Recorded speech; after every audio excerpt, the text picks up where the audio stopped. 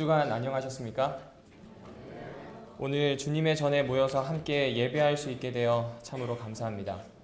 오늘 여러분과 함께 살펴보려고 하는 말씀의 주인공은 바로 르호보암 왕입니다. 알고 계시는 것처럼 르호보암 왕은 솔로몬의 아들이죠. 잘 통일되어 있었던 왕국이 이 사람 때문에 두 나라로 분열되게 됩니다. 역대하 12장 14절에 보면 마음을 오로지 하여 여호와를 구하지 아니하였다라는 평가를 받은 왕입니다. 한마디로 이야기하면 악한 왕입니다. 그런데 주목해서 생각해 주셔야 할 게 있습니다. 오늘 살펴보려고 하는 역대하 10장, 11장, 12장에 이 총 3장에 르호보암의 이야기를 하고 있다는 사실입니다. 분명히 악한 왕이라 많이 다룰 필요가 없습니다. 역대기의 저자는 이 사람을 3장이나 할애해서 하고 싶었던 이야기가 있었던 것 같습니다. 알고 계신 것처럼 열왕기에도 그렇게 많이 나오지 않습니다. 도대체 역대기의 저자는 어떤 의도를 가지고 이 사람에 대해서 이야기를 했을까요? 열왕기와 역대기의 차이를 먼저 보시면 알 것 같습니다. 열왕기는 쉽게 얘기하면 다윗 이후의 조선 왕조 실록이라고 생각하시면 됩니다. 왕들이 했던 모든 역사를 하나하나씩 빠짐없이 기록한 책이 바로 열왕기서입니다. 관점은 하나님의 말씀을 지켰는가, 지키지 않았는가 아주 분명합니다. 하지만 역대기는 다릅니다. 역대기는 페르시아의 지배에 있을 때쯤 기록된 것으로 봅니다. 페르시아의 지배를 당하고 있을 때에 독립에 대한 소망이 점점 끊어지게 되니까 이스라엘 백성들 사이에서 이런 움직임이 생깁니다. 외국 여자와 결혼을 합니다. 이 말은 무슨 이야기냐면 유대 나라로 돌아가겠다는 희망이 이제는 없어서 귀화하여 살겠다는 겁니다. 혹은 그 나라 백성으로 적응하여서 페르시아의 시민권을 받고 살아가기로 결심을 해버린 겁니다. 이런 상황에서 역대기의 저자는 다시 한번 신앙 공동체로서의 유대인들을 묶을 필요가 있었어요. 하나님을 믿는 신앙이 무엇인지, 그리고 그 신앙이 어떠한 가치가 있는지를 역사를 통해서 설교한 것입니다. 어려운 상황 속에서 신앙 공동체로 유대 유민들이 묶여질 수 있도록 역사 설교를 한 셈입니다. 오늘날 재림 신앙 공동체로 살아가고 있는 사람들이 바로 저와 앞에 앉아 계신 우리 성도님들이 아닐까 생각합니다. 어려움이 종종 있습니다. 신앙을 할 때 이 신앙을 계속 유지해야 할지 아니면 더 이상 하지 못하고 그만둬야 할지 고민되는 때도 있으실 겁니다. 당장 우리가 살아가고 있는 이 시대를 전문가들은 불확실성의 시대라고 표현합니다. 뭐 하나 제대로 확실하게 이야기할 수 있는 게 하나도 없습니다. 가정도, 경제도, 정치도, 내가 하고 있는 직업마저도 언제까지 어떻게 할 수 있을지 알지 못합니다. 이것은 자연스럽게 신앙에도 영향을 주지요. 내가 이 신앙을 계속 어떻게 할 수 있을까? 과연 해나갈 수 있을까? 직장에서, 나의 가정에서 믿지 않는 사람들을 만났을 때 나는 올바로 설 수 있겠는가? 이 질문 앞에 서게 된다면 우리는 여지없이 약해질 때가 있습니다. 사랑하는 성도 여러분, 이때 역대기를 펼쳐보시기를 바랍니다. 역대기에는 우리가 굳건히 설 수 있는 믿음의 조각들을 하나님께서 하나하나씩 채워두셨습니다. 특별히 오늘 살피려고 하는 르호보암의 이야기, 이 3장에 걸쳐서 설명할 수밖에 없었던 이 악한 왕의 이야기를 통하여 과연 무엇을 이야기하는지 함께 살펴보기를 원합니다. 가지고 계신 성경책 역대하 10장 1절에 있는 말씀을 같이 보시겠습니다. 역대하 10장 1절에 있는 말씀입니다.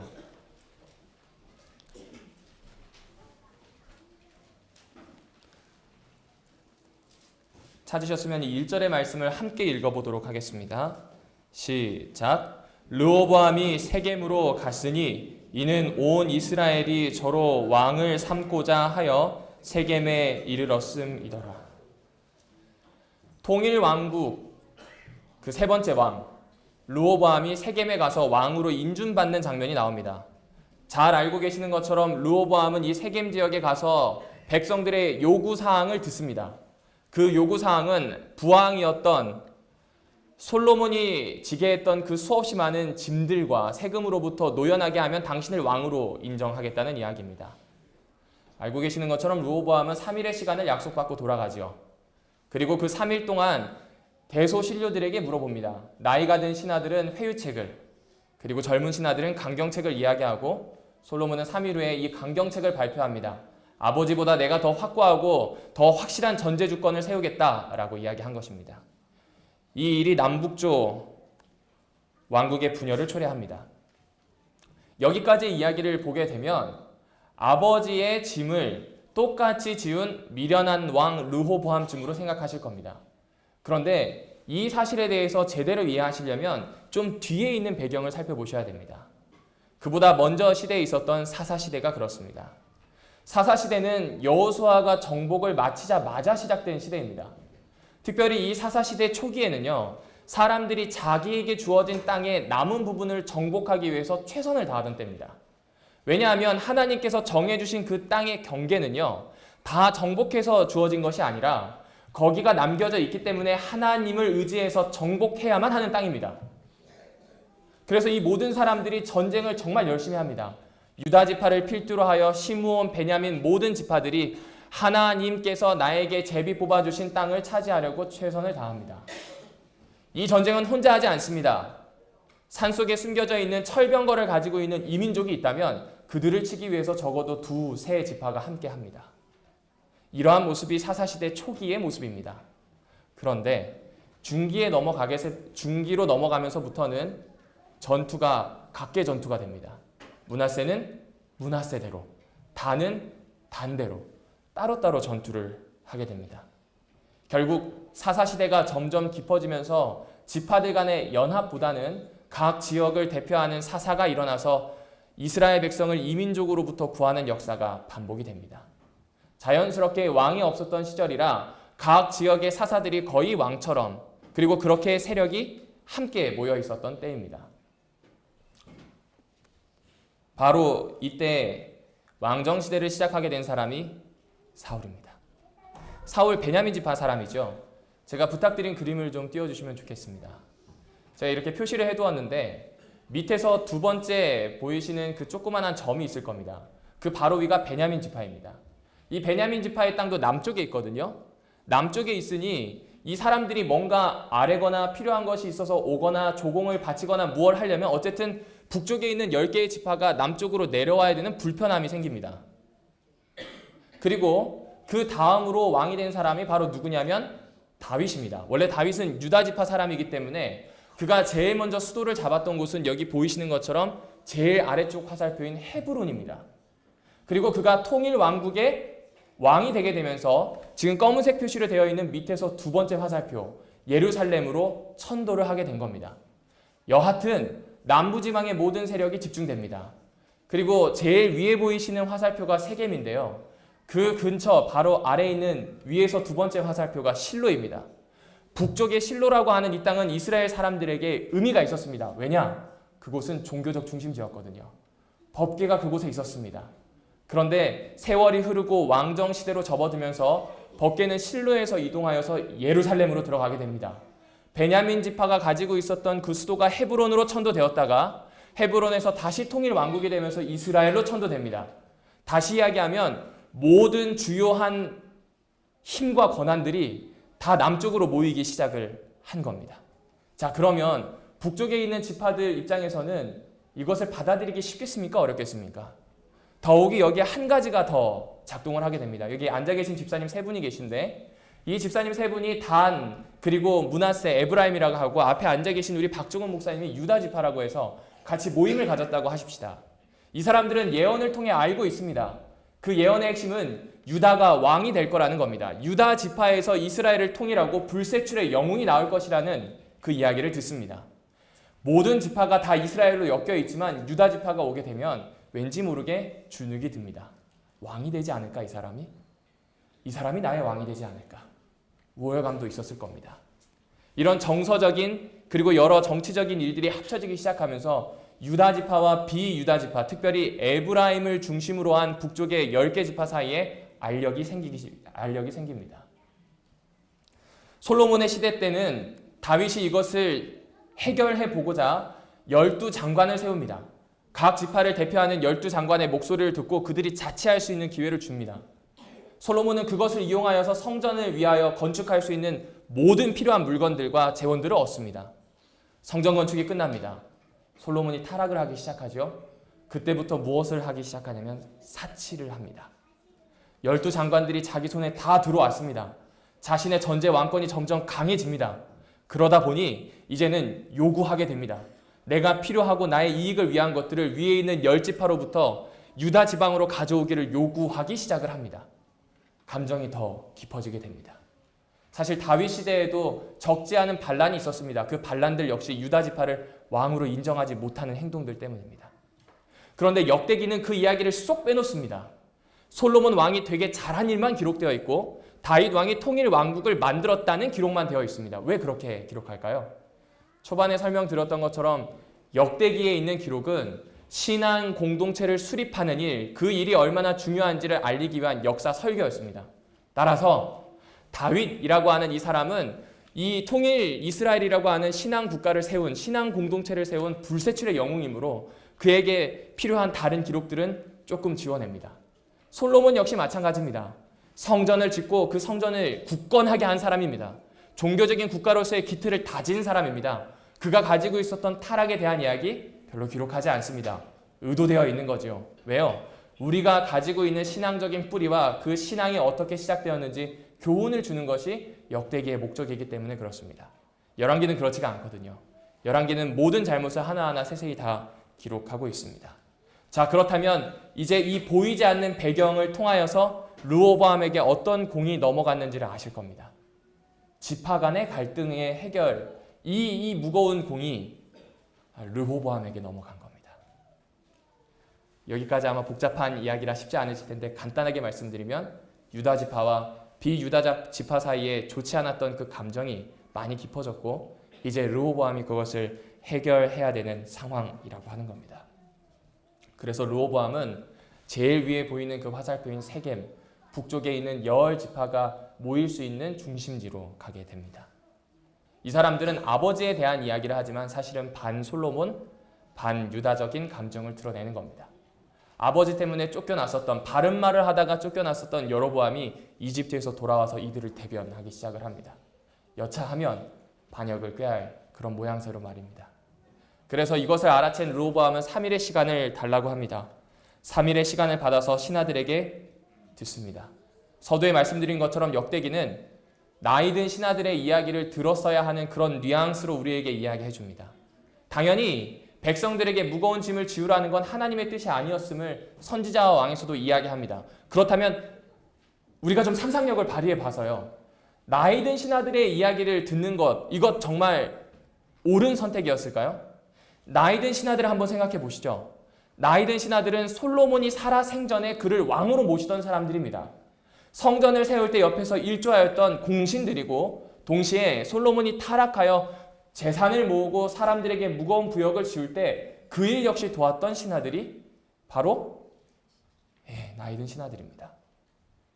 지역 지파 간의 이 감정이 좋지 않음을 너무나 잘 알고 있는 이 신하들이 지금 내어놓는다는 이야기가 그냥 그들을 회유하라는 이야기입니다. 미봉책처럼 그들의 이야기를 들어주고 들어주는 것처럼 한마디로 행동을 해보라는 이야기인 겁니다. 만약 그 나이 든 신하가 정말 나라를 걱정하는 신하였다면 이런 이야기가 나와야 되지 않았을까요? 에시온 게벨이라고 하는 그 당시에 이스라엘의 중요 항구가 있습니다.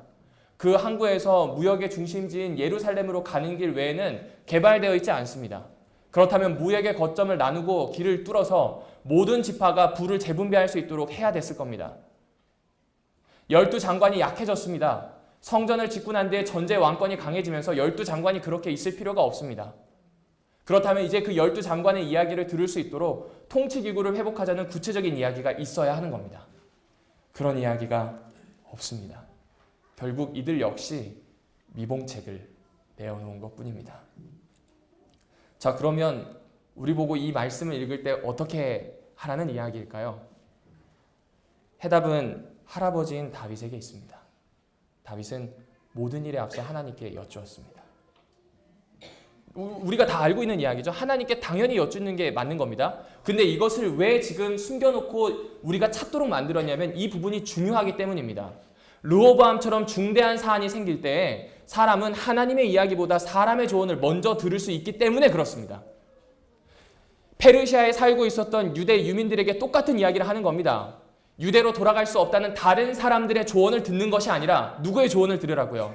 성경에서 이야기하는 하나님의 뜻을 찾고 들으라고 이야기하는 겁니다.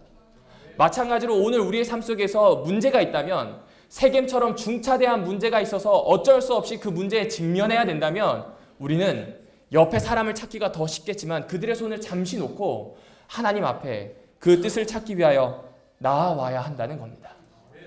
다시 르호보암으로 돌아가 보도록 하겠습니다. 어쨌든 르호보암은 누구의 결정을 따르더라도 기도하지 않았으므로 나라가 분열되는 건 어찌할 수 없는 일처럼 보입니다. 10장 15절을 보실까요? 왕이 이같이 백성의 말을 듣지 아니하였으니 이 일은 하나님께로 말미암아 난 것이라. 여호와께서 전에 실로 사람 아히야로 느밧의 아들 여로보암에게 고한 말씀을 응하게 하심이더라. 그렇습니다. 이 르호보암이 하나님의 말씀을 듣지 않고 순종하지 않는 것 이미 예언되어 있었어요. 혹 그가 세겜에서 다른 행동을 할 수 있었지만 어찌되었든 그는 그 행동을 하지 않습니다. 하나님을 순종하는 행동을 하지 않아요. 바로 그때 하나님께서는 그분이 역사를 이끌고 계심을 이야기하시는 겁니다. 분열되는 왕국을 보았을 때 이스라엘 민족도 얼마나 큰 충격이었겠습니까? 주변에 있는 이 민족들 정말 너무나 강력하였던 그 솔로몬의 국가가 이렇게 무너질지 어떻게 알았겠습니까? 충격 아니었을까요? 그런데 하나님은 이야기하세요. 이마저도 누가 계획하셨다고요? 하나님이 계획하셨다고요. 또 이 이야기를 보게 되면 힘이 빠집니다. 그럼 내가 굳이 기도하지 않아도, 내가 굳이 하나님의 뜻을 찾지 않아도 하나님이 뜻을 이루시는구나. 조금 더 생각해보면 하나님을 섬기지 않는 사람도 일이 잘 풀리는 경우가 있는데 그렇다면 내가 굳이 왜 하나님의 뜻을 구해야 하는가? 성경은 이미 이야기합니다. 역사의 주인이 누구시라고요? 하나님이십니다. 역사의 주인이 하나님이시고 이분은 전능하신 분입니다. 이분은 전능하셔서 역사를 흐르게 하실 뿐만 아니라 그 역사에서 그분이 계획하신 일을 하나도 빠짐없이 이루셨습니다. 그 증거가 십자가입니다. 하나님께서는 그렇게 역사를 이끌어 오셨습니다. 지도자들이 하나님 앞에 무릎을 꿇든 꿇지 않든, 하나님의 성도가 변심하여 하나님을 떠나든 떠나지 않든 중요하지 않고 주님은 어떻게든 역사를 이끌어 오시는 주인이셨다는 겁니다. 그럼 우리가 기도해야 되는 이유는 내가 기도하기 때문에 하나님을 도울 수 있는 공로가 생겨서가 아닙니다. 내가 기도하고 내가 오늘 묵상하는 것은 내가 그렇게 했기 때문에 하나님께서 어떤 것을 들어주신다라고 하는 공로 사상이 아니라는 이야기입니다. 내가 기도하는 이유는 르호보암이 놓쳤던 것처럼 정말 중차대한 때에, 정말 하나님의 뜻을 구해야 할 때에 하나님께서 그걸 하실 수 있도록 정말 하나님과 나 사이에 직통으로 뚫어놓은 도구입니다. 사랑하는 성도 여러분, 기도하는 일을, 하나님의 뜻을 구하는 일을 놓치지 않게 되기를 원합니다. 르호보암은 세겜에서 그 일을 실패하여서 남북 왕조로 분열하게 됩니다. 여로보암 왕조가 시작되었고 역군 감독 하도람을 보내서 화해하고자 하였지만 그를 처참하게 죽입니다. 이에 화가 난 르호보암은 11장의 다음과 같은 행동을 합니다. 11장 1절을 같이 보실까요? 르호보암이 예루살렘에 이르러 유다와 베냐민 족속을 모으니 택한 용사가 18만이라 이스라엘과 싸워 나라를 회복하여 르호보암에게 돌리려 하더니 2절 여호와의 말씀이 하나님의 사람 스마야에게 임하여 가라사대 솔로몬의 아들 유다 왕 르호보암과 유다와 베냐민의 이스라엘 무리에게 고하여 이르기를 여호와의 말씀이 너희는 올라가지 말라. 너희 형제와 싸우지 하나님께서는 이 일을 하지 말라고 이야기하십니다. 그리고 르호보암과 이스라엘 백성은 이 일에 순종하였다라고 이야기합니다. 엘렌 화이트는 이 부분에 대해서 이렇게 표현하고 있습니다. 3년 동안 통치 초기에 있었던 슬픈 경험이 지금까지 이 과정 말입니다. 슬픈 경험에서 유익을 얻고자 노력하였고 이러한 노력으로 그는 성공하였다라고 이야기합니다. 그는 이 일을 그냥 넘기지 않았고요. 하나님께 돌아가는 길로 삼아서 3년 동안 충실하게 합니다. 밑에 있는 내용을 설명드리겠습니다. 11장 후반부에 보시면 이 사람은 15개의 성읍을 선택을 합니다. 그리고 이 성읍을 그냥 단순히 도시로 만들지 않고 요새화시킵니다. 근데 잘 생각해 보시면 이 도시들을 하나하나씩 지도에 표시해 보면요, 유다 지방의 국경지대가 아닙니다. 다 유다 지방의 거점들입니다. 예루살렘으로 바로 올라올 수 있는 지방의 주요 도시들을 방비를 튼튼히 한 겁니다. 이 사람은 안 겁니다. 하나님께서 이방을 치도록 혹은 하나님께서 이스라엘과 전쟁하도록 만들지 않고 남방 유다를 안정화시켜야 된다는 것을 알게 된 겁니다. 그래서 15개의 지방 거점을 정말로 강력한 성읍이 될 수 있도록 만듭니다. 거기에서 끝나지 않습니다. 그가 그렇게 하나님의 말씀을 쫓아 움직이게 되니까 북방 이스라엘에 있었던 하나님을 따르려고 했던 제사장들과 레위인들이 내려옵니다. 왜냐하면 여로보암은 가짜 제사장인 그마림을 세우거든요. 일반인을 제사장으로 세우는 이 참담한 과정을 보면서 신앙을 이어가고자 했던 사람들이 몰려듭니다. 그로 인하여서 르호보암의 나라는 신앙적인 공동체의 적통을 이어갈 수 있는 기반이 다져지게 됩니다. 정말로 3년 동안 충성하였습니다. 그런데 문제가 또 발생합니다. 11장 13절부터 17절을 보시죠. 11장 13절부터 17절에 보시면 갑자기 르호보암의 가족을 소개합니다. 정식 아내만 18명입니다. 대단하죠? 첩이 60명이고요. 낳은 아들이 28이고 딸이 60명입니다. 어마어마합니다. 여기서 끝나지 않아요. 이 아들들을요, 15개의 도시에 여기저기 흩고 중소도시에도 여기저기 흩어서 그들에게 또 많은 여자를 줍니다. 자기처럼 많은 여자와 결혼할 수 있도록 만들어주고요. 그 다음에 그들에게 먹을 것을 충분히 주어서 불만 없이 살아갈 수 있도록 합니다. 그런데 이 모습이 누구와 좀 닮지 않았나요? 솔로몬과 닮았습니다. 열왕기상 4장 15절을 보시면 솔로몬의 사위가 나옵니다. 솔로몬의 사위를 솔로몬은 납달리 돌 지방에 둡니다. 왜 그 지방에 두었을까요? 그 지방에 둔 이유는 군사적인 요충지에 자기 가족을 두어서 왕의 실권이 거기까지 미칠 수 있도록 만든 겁니다.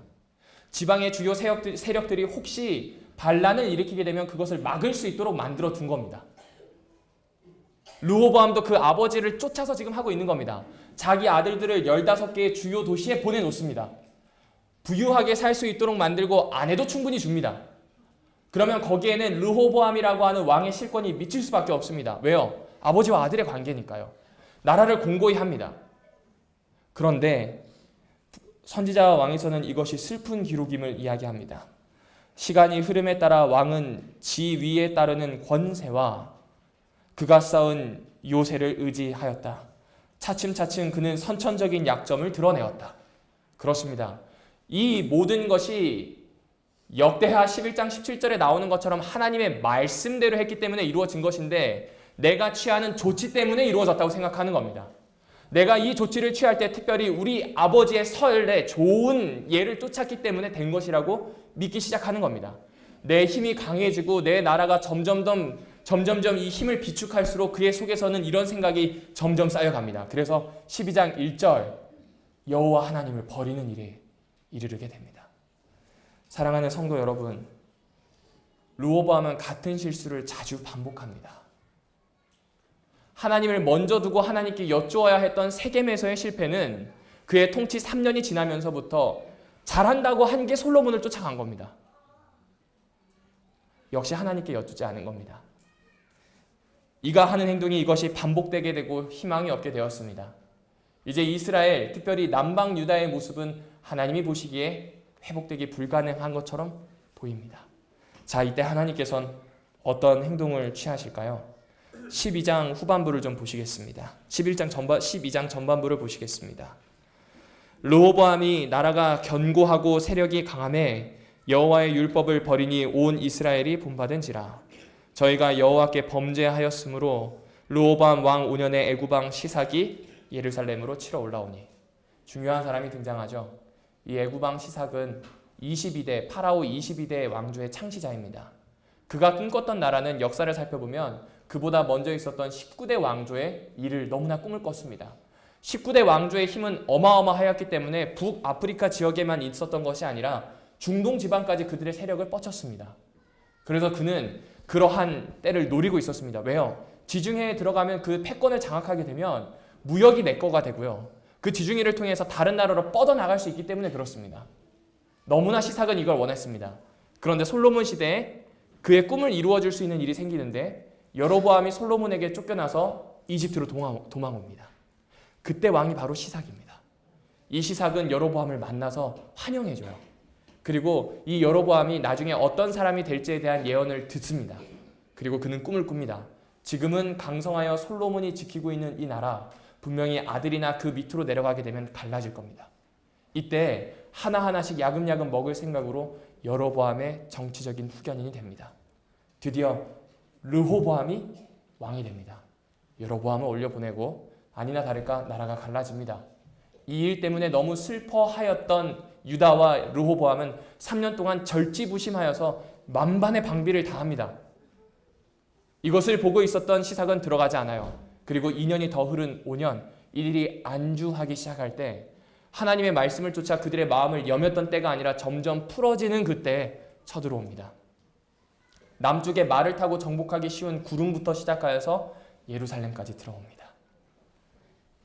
이 일을 어떻게 하면 좋겠습니까? 성경은 이 일이 하나님으로부터 왔다고 이야기합니다.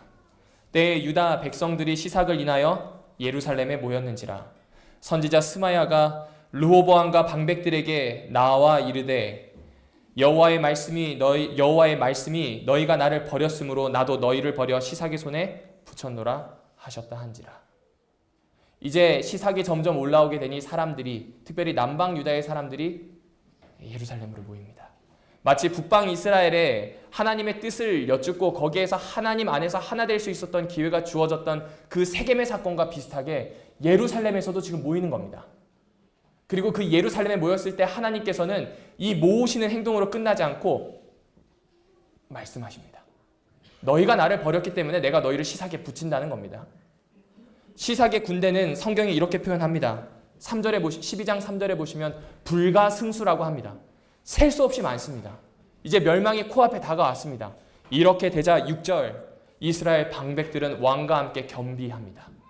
하나님께서 이 겸비를 받아 들이십니다.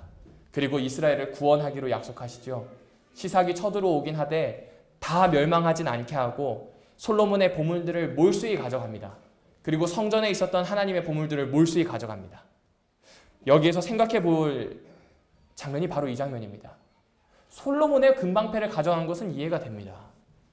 그런데 하나님께서는 자신의 집이 쉽게 얘기하면 이방인들에게 약탈당하도록 허락하십니다. 왜 이렇게 하셨을까요?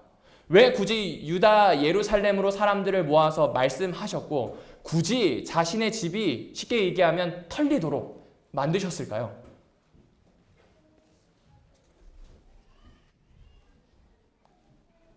하나님께서는 이스라엘을 너무나 사랑하셔서 자신의 선택한 성전보다 그들이 회개하는 것을 더 원하셨기 때문에 그렇습니다.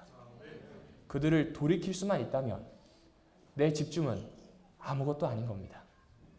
르호보암을 돌이킬 수만 있다면 세겜에서 유다와 북방 이스라엘로 분열된다 할지라도 개의치 않으신 겁니다. 당시의 모든 나라는 각 나라의 신이 있고 그 나라의 신이 어떻게 보호하는지가 그 나라의 잘됨과 안됨으로 나타난다고 생각합니다. 여호와 하나님이 돌보고 있는 이 통일된 이스라엘 국가가 분열됩니다. 이 신이 약한 겁니다. 다른 사람이 보기에는 이 신을 정말 하등하게 취급해도 문제가 되지 않습니다. 하나님의 영광에 지금 저촉되는 일들이 생기기 시작합니다. 하지만 그분은 이 일을 통해서 르호보암과 이스라엘 백성들이 3년 동안 돌아오도록 만드시는 일로 씁니다. 그분은 자신이 무시당하고 희생당한다 할지라도 개의치 않으세요. 그분은 르호보암과 이스라엘 백성이 결정적으로 하나님께 돌아올 수 있는 회개의 순간만 만들 수 있다면 이런 일을 주저하지 않으십니다. 심지어 유다의 역사가 끝나게 되었을 때 그 나라를 완전히 망하게 하심으로 그들의 마음이 다시 한번 하나님께로 오게 하십니다. 거기에서 끝납니까? 아니요. 신약에 보시면 예수 그리스도의 모습이 나오지 않습니까? 하늘에서 누구와 맞바꿀 수도 없는 가장 귀중한 왕 예수 그리스도를 이 땅에 보내십니다. 보내시는 이유가 뭐예요? 그분의 희생을 통해서라도 우리를 얻기 위하여 우리를 너무나 사랑하시는 것을 증거해 주시기 위한 겁니다. 그러므로 사랑하는 태능교회 성도 여러분, 오늘 이 하나님께 반응해 보지 않으시겠습니까? 하나님께서는 매번 하나님을 먼저 찾을 수 있는 길을 예비해 두십니다. 하나님께서는 매번 하나님을 쫓아갈 수 있는 그 길들을 우리에게 열어주고자 하십니다. 단 우리가 하나님께 구해야 합니다. 그것을 하지 못하는 사람에게 하나님께서는 자신의 뼈를 깎아서라도 우리를 이끌려고 하십니다. 오늘 이 사랑을 우리에게 말씀해 주실 때 함께 반응하게 되었으면 좋겠습니다. 모든 선택이 있을 때 사람의 조언이나 좋은 설례를 쫓아가는 것이 아니라 아버지 앞에 먼저 무릎 꿇도록 약속하시겠습니까? 하나님께서 나를 위하여 어떠한 것이라도 희생하심을 기억하시면서 나의 삶 속에서 겪는 모든 아픔이 있다 할지라도 반드시 하나님을 쫓아가겠다고 약속하시겠습니까? 역대기는 이러한 약속을 당시에 페르시아에 있었던 유대 민족들에게 오늘 우리에게 던져주고 있습니다. 유대 유민은 정말로 돌아갔습니다. 이제 우리 차례입니다. 하늘로 돌아가는 길이 준비되어야 합니다. 마음을 오로지 하여 하나님을 구하는 그 귀한 역사와 삶이 우리를 지배하게 되길 원하며 말씀을 줄이도록 하겠습니다.